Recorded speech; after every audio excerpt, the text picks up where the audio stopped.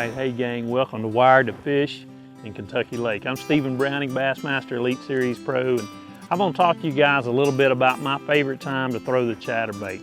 It's not only is it a bait that catches a lot of fish, it catches a lot of quality fish, and you know, being a tournament angler, that's one of the keys that we have to look at. You know, it's not about if you go out and you catch 25 keepers a day. We have to have that quality, and a chatterbait will definitely do that.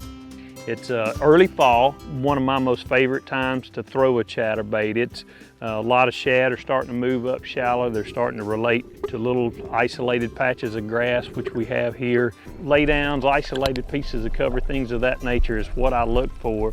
On the flip-flop side of that, springtime, when that grass is just coming up and you have that little healthier scattered grass, that is the perfect time. So, you know, the springtime, once that water temperature reaches up into the mid-50s, on up till it gets 70, I'm always going to have a chatterbait on. When that water temperature starts cooling down and starting to get in those 70s, man, I'm going to tie it back on, and I'm going to have it on the deck.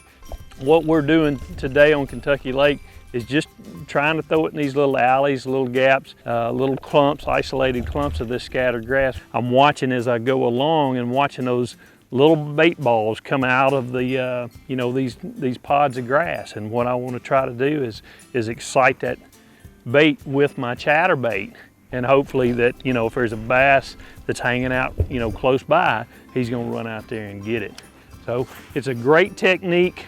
You can cover a lot of water with a chatterbait, and the thing is, you can feel it, and that's the key, and that's what I really like about it, is I can feel that bait, you know, when it's coming back to me. If the bass aren't real aggressive, sometimes it may be a simple, that blade may quit vibrating, and as soon as I feel that blade quit vibrating, I set the hook. A lot of times a bass will come up from behind this bait, and what he'll actually do is he'll grab it, but yet he's still going with it. So you don't feel that pull, so to speak, of that bone jarring strike. You just lose contact with that blade, and a lot of times that's when those really big ones get a hold of it.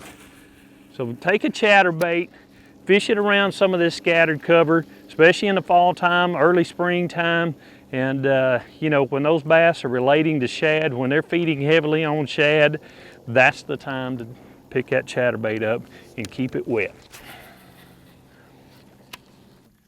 There he is. Good one. All right. Look at here. Woo! Look at here. That's what I'm talking about, guys. You know, look at there. Oh, man, and that's how they get it. You know, that's just like what I was talking about earlier. It's just simply scattered grass. The key here probably was a little bit of wind blowing in there on it, and that always helps out. But that's the type of fish you can catch on the chatterbait without a doubt. Just remember, scattered cover, isolated cover, and anytime you get a little wind blowing up in it, that's when you better have it tied on. Let's let that one go.